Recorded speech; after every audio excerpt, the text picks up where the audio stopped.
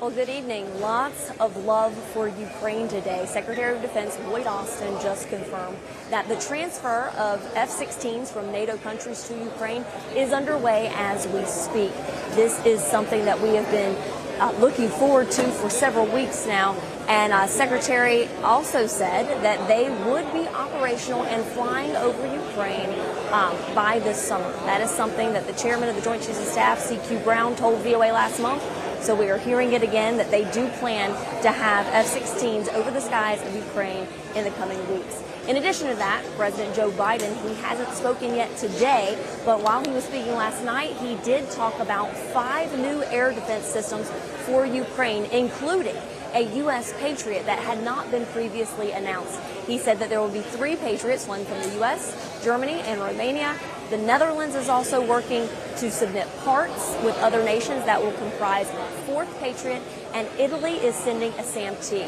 After those get in place, the U.S. and other countries say that dozens of short-range and medium-range air defense systems will be coming into Ukraine in the coming weeks and months as well. That is big news for Ukraine. President Volodymyr Zelensky has been begging for air defense systems, particularly Patriots, for several weeks. He asked specifically for 7 Patriots. He's only getting 5 big air defense systems, but still a major win for Ukraine. Carla, Ukraine has wanted greater assurances for NATO membership this week. What kind of assurances are NATO members talking about? Well, they're really hyping up the language here. In fact, the President of Finland, Alexander Stubb, had said that the path to membership for Ukraine to join NATO is irreversible at this point.